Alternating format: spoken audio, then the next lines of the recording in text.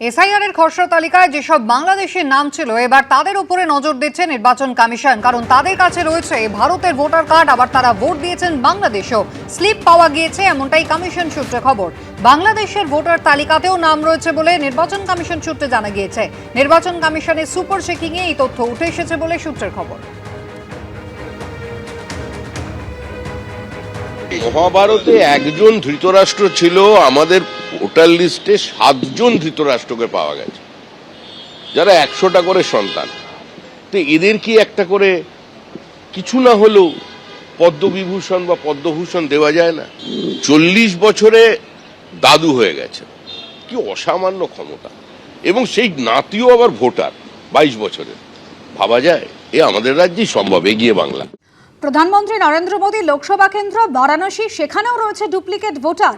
SIR আবহে বিস্ফোরক অভিযোগ করেছেন যোগী সরকারের মন্ত্রী। বারাণসী উত্তরে ভোটার লিস্টে গরমিল, 9,000-এরও বেশি ডুপ্লিকেট ভোটার। এসআইআর-এ লক্ষাধিক নাম বাদ না গেলে ডুপ্লিকেট ভোটারের সংখ্যা দ্বিগুণ হতো, এমনই দাবি উত্তরপ্রদেশের মন্ত্রী বিজেপি বিধায়ক রবীন্দ্র জয়সওয়ালের। জেলা নির্বাচনী আধিকারিকের দপ্তরে এমনই অভিযোগ বিজেপি বিধায়কের। हमने कहा कि अगर इसको और कराया जाए, पिछले बार चुनाव हुआ उसका, तो ये नाम दुगना मिल जाएगा। 1,10,000 नाम काटने के बाद अगर इतना रह गया है, अगर नाम नहीं कटा होता, अगर उसका जांच करा दिया जाए तो नाम डुप्लीकेट था। ये किसके फायदे के लिए था?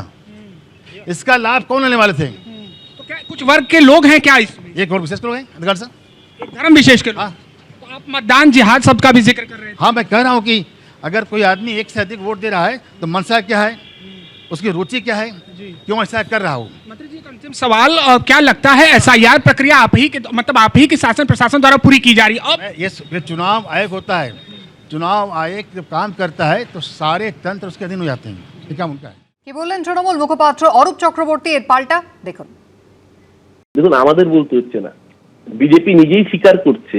কারণ গতবার আপনারা দেখেছেন নরেন্দ্র মোদীর যে মার্জিন ছিল 6 লাখেরও বেশি, সেই মার্জিন এবার 1,30,000-এ নেমে এসছে। এবং যদি চুয়াচুরি ভোট চুরি না করতো নির্বাচন কমিশন, তাহলে হয়তো খোদ দেশের প্রধানমন্ত্রী বেনারস থেকে হেরে যেতেন। আজকে যোগী সরকারের মোদী যেটা বলছেন, এটা তো কদিন আগেই সাংবাদিক বৈঠকে বিরোধী ইন্ডিয়ান নেতারা প্রমাণ করে দিয়েছেন। এই যে বাবা রামকমল দাস, এই যে বলা হচ্ছে একজন ওই লজিক্যাল ডিসক্রিপেন্সি রচিলা দিয়ে 6 জনের যদি বেশি সন্তান হয় তাদেরকে লাইনে দাঁড় করাচ্ছে।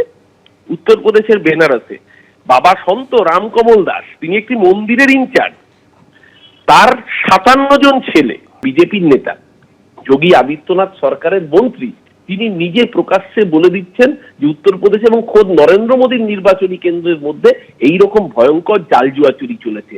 কোথায় শুভেন্দু অধিকারী মুখ, কোথায় টুইট, কোথায় শ্রমিক ভট্টাচার্যদের? বীরভূমে গতকাল একাধিক কর্মসূচি ছিল শুভেন্দু অধিকারীর, এবং শুভেন্দু অধিকারী হুঙ্কার দিচ্ছেন মে মাসের প্রথম সপ্তাহে বা এপ্রিলের দ্বিতীয় সপ্তাহে সরকার গঠন করবে বিজেপি। এপ্রিলের মধ্যে বিজেপি সরকার গঠন করলে 1 মে 3,000 টাকা ঢুকবে মহিলাদের অ্যাকাউন্টে। মে মাসে বিজেপি সরকার গঠন করলে 1 জুন টাকা ঢুকতে চলেছে অ্যাকাউন্টে। মে মাসে বিজেপি সরকার হবে প্রথম সপ্তাহে বা এপ্রিলের দ্বিতীয় সপ্তাহে। এপ্রিলের মধ্যে যদি বিজেপি সরকার হয়, 1 মে 3,000 টাকা ঢুকবে মহিলাদের অ্যাকাউন্টে। আর মে মাসে যদি বিজেপি সরকার হয়, 1 জুন ঢুকবে আপনাদের অ্যাকাউন্টে। শুধু মহিলাদের নয়, বার্ধক্য ভাতা, বিধবা ভাতা, দিব্যাঙ্গ ভাতা, তফসিলি ভাতা, তফসিলি উপজাতি ভাতা, লোকপ্রসার শিল্পী ভাতা, সব ভাতার ক্ষেত্রেই আগামী দিনে ভারতীয় জনতা পার্টি সংকল্পপত্রে যে কমিটমেন্ট ঘোষণা করবে সেটাই আমরা রাখবো। শুভেন্দু অধিকারী একজন ফ্লপ জ্যোতিষী, তো সুতরাং উনি এই ক্যালেন্ডার পলিটিক্স পছন্দ করেন। উনি 2020 সালের নভেম্বর মাসে বলেছিলেন এই তো 21-এ আমরা সরকারে আসবো, তারপরে বললেন আরেকটা, তারপরে বললেন একটা, কোনোটাই হয় না। তো সুতরাং উনি একজন ফ্লপ জ্যোতিষী। ও প্রথমেই এরকম আধুনিক এই ধরনের প্রেডিকশন না দিয়ে কিছুদিন একটু ফুটপাতে টিয়া পাখি নিয়ে বসুক, একটু চর্চা করুক, শিখে নিক, তারপর কথা বলবে। এবিপি আনন্দ, এগিয়ে থাকে, এগিয়ে রাখে।